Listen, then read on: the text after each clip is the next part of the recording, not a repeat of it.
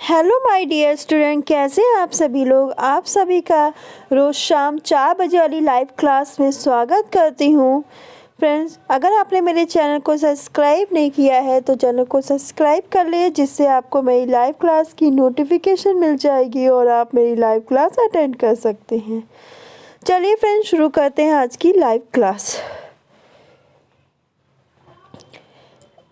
आपका जो चैप्टर है लेसन 5 आज है, जो आपकी क्लास 6 चल रही है, उसका प्रदूषण। तो देखते हैं क्या है। स्वस्थ रहने के लिए, हमें स्वस्थ रहना, उसके लिए शुद्ध जल, शुद्ध वायु, स्वच्छ आवास, स्वच्छ भोजन की क्या होती है, हमें आवश्यकता होती है। कभी कभी लोग क्या करते हैं कि अपने घर का कूड़ा करकट उचित स्थान पर ना फेंक कर आसपास फेंक देते हैं, यानी अपने घर का जो कूड़ा करकट है कूड़ेदान में, डस्टबिन में ना डालकर आसपास फेंक देते हैं। मरे हुए पशुओं को भी खुले मैदान या जलाशय में डाल देते हैं। जो मर गए हैं पशु, उनको खुले मैदान में डाल देंगे या जलाशय में डाल देंगे। तो इससे क्या होगा, बदबू आएगी और हमारा वातावरण क्या होगा, प्रदूषित होगा, दूषित होगा। इन सड़ते हुए जानवरों की लाशों, कूड़ा करकट से निकलने वाले दुर्गंध वातावरण में मिलकर उसे क्या कर देते हैं, दूषित कर देते हैं। घर और कारखानों से निकलने वाला गंदा जल नदियों, तालाबों में मिलकर जल को क्या करता है, दूषित करता है। इसी प्रकार वाहनों की तेज ध्वनियाँ, उनसे निकली जो विषैली गैसें हैं, वो भी वातावरण को क्या करती है, दूषित करती हैं। प्रदूषण फैलाने के कारण क्या है, देखिए, जल, वायु, पर्वत, पठार, मैदान, खनिज, वन, जीव जंतु प्रकृति द्वारा प्रदत्त है। जो जल है, वायु है, पर्वत है, पठार है, मैदान है, खनिज है, वन है, जीव जंतु है, वो किसके द्वारा, प्रकृति द्वारा दिए गए हैं, प्रदत्त हैं। वातावरण में यह संतुलित मात्रा में होते हैं, ये वातावरण में लिमिटेड मात्रा में होते हैं। प्रकृति के संतुलन में मानव द्वारा परिवर्तन करना ही क्या है, प्रदूषण है। जो प्रकृति का, जो नेचर का संतुलन है, उसमें जब मानव द्वारा चेंजेस कर दिए जाते हैं तो क्या है, वो प्रदूषण है। यानी प्रकृति, हमारी जो नेचर है, उसने जो हमें वातावरण दिया है वो क्या संतुलित रूप में दिया है, और उसमें अगर मानव छेड़खानी कर देगा, परिवर्तन कर देता है, चेंजेस कर देता है, तो क्या बन जाता है, प्रदूषण। प्रदूषण के कारण सभी जीवधारियों का जो जीवन है वो संकट में पड़ सकता है। आपको ये जान के आश्चर्य होगा कि पर्यावरण प्रदूषण के कारण ही गिद्ध जाति के पक्षी हमारे देश से क्या हो गए हैं, विलुप्त हो गए हैं, लुप्त हो गए हैं। गिद्ध मरे हुए जानवर को खाकर जो पर्यावरण है उनको स्वच्छ रखने में हमारी क्या करता है, मदद करता है। नदियों और तालाबों में नहाना, कपड़े धोना, जानवरों को नहलाने से जल प्रदूषित हो रहा है। प्रदूषण के कारण क्या है, आपका जल प्रदूषण है, ध्वनि प्रदूषण है, वायु प्रदूषण है, मृदा प्रदूषण है। जल प्रदूषण के कारण प्रदूषित होता है, ध्वनि के कारण, वायु के द्वारा, मृदा के कारण। प्रदूषण कई प्रकार के होते हैं, जल प्रदूषण, वायु प्रदूषण, ध्वनि प्रदूषण, मृदा प्रदूषण। जानते हैं जल प्रदूषण क्या है। आप लोगों को नदी, तालाब, हैंडपंप, कुएं पर स्नान करते और कपड़ा धोते हुए देखा होगा। आपने देखा होगा कि लोगों को नदी, तालाब, हैंडपंप, कुएं पर स्नान करते, कपड़ा धोते हुए देखा होगा। क्या आपने कभी सोचा है, कभी भी आपने सोचा है कि कुएं और हैंडपंप पर स्नान करना, कपड़ा धोने के बाद यह गंदा या उसी के आसपास एकत्र होता रहता है, फिर ये गंदा जल भूमि में रिस के क्या होता है, कुओं, हैंडपंप के जल स्रोतों तक पहुंचकर उसे क्या करता है, दूषित करता रहता है। इसी प्रकार लोगों द्वारा तालाबों, झीलों, नदियों में साबुन लगाकर नहाना, कपड़ा धोना, पशुओं को नहलाना, मृतक पशुओं की लाशें फेंकना, गंदे नाले का पानी गिराना, जलाशयों जो है उसके किनारे शौच करना, जो जलाशयों के किनारे शौच करना, कूड़ा करकट फेंकने से जल क्या होता है, दूषित हो जाता है। ऐसा दूषित जल को पीने से हमें अनेक प्रकार के क्या हो जाते हैं, रोग। अगर दूषित जल पियोगे तो हमें रोग हो जाएंगे, जिसमें आपका क्या है, टाइफाइड, पीलिया, हैजा, डायरिया, पेचिस है। स्वच्छ जल का महत्व, देखिए क्या होता है कि सभी जीवों के जीवित रहने के लिए जल बहुत जरूरी है, अत्यंत आवश्यक है। हमारे शरीर में जो भी विभिन्न क्रियाएं होती हैं, हमारा जो बॉडी है उसमें जो भी विभिन्न क्रियाएं होती हैं, उसको सुचारू रूप से चलाने के लिए स्वच्छ जल की क्या होती है, आवश्यकता होती है। जैसे उदाहरण के लिए भोजन को पचाने में, रक्त को तरल बनाए रखने में, शरीर के दूषित पदार्थ को बाहर निकालने में जल के बिना जीवन क्या है, संभव ही नहीं है।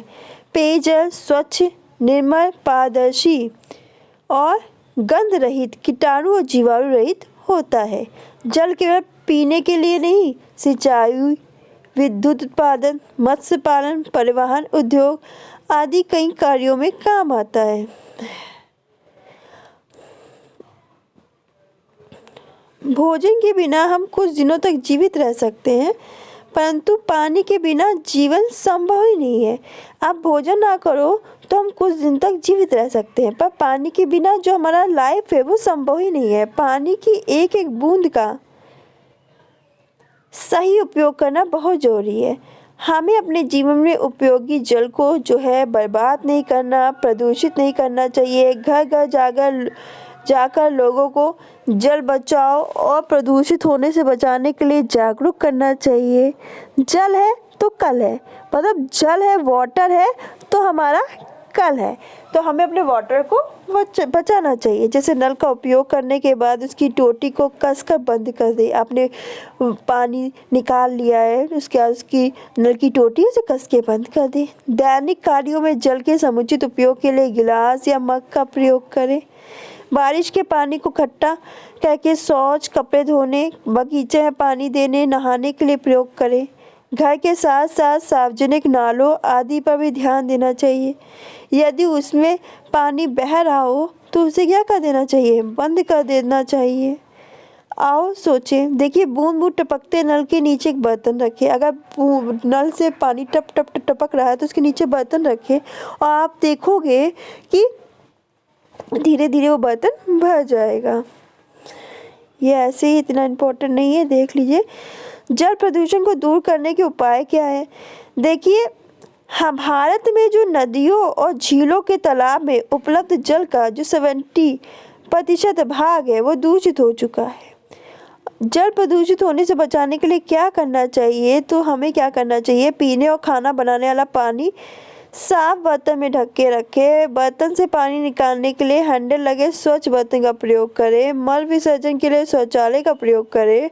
मृत पशुओं की आबादी से दूर गड्ढे में, जो मृत पशु हैं उनको आबादी से दूर गड्ढे में डालकर मिट्टी से ढक दें। कपड़ों की धुलाई, स्नान, बर्तन की सफाई कार, नदी, तालाब, हैंडपंप और कुएं से दूर करें। अपने पशुओं को नदी, नहर, तालाब में ना नहलाएं। कुएं, हैंडपंप के आसपास जो गंदा जल है उसे हम इकट्ठा ना होने दें। इसकी निकासी के लिए पक्का चबूतरा और नाली ग्राम प्रधान से कह के बनवाएं। ग्राम प्रधान से कहे कि पक्का चौतरा बनाए और नाली बनवाए।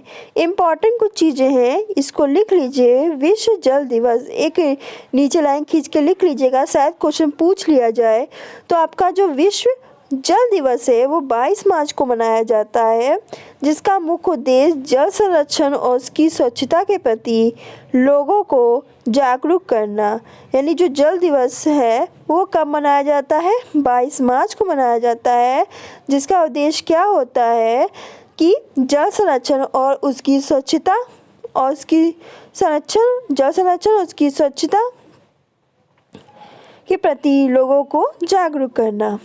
मानव शरीर के भार का 70% और पेड़ पौधों के भार का 80% जो भाग है वो पानी है। इम्पोर्टेंट लाइन, जो मानव शरीर है उसके भार का 70% और पेड़ पौधों के भार का 80% भाग क्या है, वाटर है, पानी है। इम्पोर्टेंट है, क्वेश्चन पूछ लिया जाए तो गलत करके मत आइएगा। जल का प्रत्येक अणु हाइड्रोजन के 2 और ऑक्सीजन के 1 अणु के मिलने से बनता है। जो जल का प्रत्येक अणु हाइड्रोजन के 2 और ऑक्सीजन के 1 परमाणु के मिलने से बनता है। जल का रासायनिक सूत्र आपका H2O है। ये इम्पोर्टेंट है और पेपर में पूछा भी गया था LT में। तो इम्पोर्टेंट क्वेश्चन है, कुछ चीज़ें आप देख रहे हो बेसिक से पूछी जाती हैं, तो इसलिए मैं ये बेसिक क्लासेस करा रही हूँ और नोट बनाते चलिए। ये इम्पोर्टेंट है, इसको इम्पोर्टेंट में लिख के नोट बना लीजिए। ठीक है स्टूडेंट, अब कुछ क्वेश्चन आंसर हो जाए, अब क्लास हो गई है तो कुछ जो क्वेश्चन है उसको आपको नीचे कमेंट बॉक्स में रिप्लाई देने हैं उसके आंसर। जल का रासायनिक संकेत क्या है? जो भी राइट आंसर है आप नीचे नोट डाउन करके बताओगे। जल का प्रदूषण होता है कारखानों से निकलने वाले धुएं से, मछलियों से, जल स्रोतों में नाले का गंदा पानी गिराने से, या उपयुक्त सभी। जो भी राइट आंसर है नीचे कमेंट बॉक्स में बताओगे। फिर नेक्स्ट है, इसके भी आंसर देने हैं। ये मैंने लेसन कराया है तो आपको आंसर आने चाहिए। विश्व जल दिवस कब मनाया जाता है? इम्पॉर्टेंट, शायद क्वेश्चन पूछ लिया जाए। अशुद्ध जल पीने से कौन से रोग होते हैं? ये भी आपको आंसर देने हैं। चलिए आप 2 ही बताइएगा कि अशुद्ध जल पीने से कौन से रोग होते हैं, तो कोई 2 रोग बता दीजिएगा, पर नीचे कमेंट बॉक्स में मुझे रिप्लाई दीजिएगा। अगर मैं क्लास कराती हूँ तो आपका भी रिस्पॉन्स है कि आप रिप्लाई करो, आप मुझे रिस्पॉन्स दो। मैं रेगुलर आपकी अब 4 बजे लाइव क्लास होगी और शाम को 4 बजे और शाम को 5 बजे लाइव क्लास होगी आपकी होम साइंस की। तो स्टूडेंट प्लीज़ आप लोग ये दोनों लाइव क्लास अटेंड किया करें और क्वेश्चन आंसर ज़रूर सॉल्व करके आंसर दिया करें। ये क्लास आप ही के लिए है और ये सब क्लासेस इम्पॉर्टेंट हैं। तो आज के लिए बस इतना ही, मिलते हैं नेक्स्ट क्लास में शाम 5 बजे, जिसमें आपका यूपी टीजीटी का सिलेबस कंप्लीट करा रही हूँ, तो आप उसको ज़रूर अटेंड कीजिएगा। तो आज के लिए बस इतना ही। वीडियो अच्छी लगे लाइक करें, शेयर करें और बच्चों को बताएं कि यहाँ शाम को 4 बजे और 5 बजे लाइव क्लास होती है, वो बच्चे ज़रूर अटेंड करें। वीडियो अच्छी लगे तो लाइक करें, चैनल को सब्सक्राइब कर लें, जिससे आपको मेरी लाइव क्लास की नोटिफिकेशन मिल जाएगी। धन्यवाद।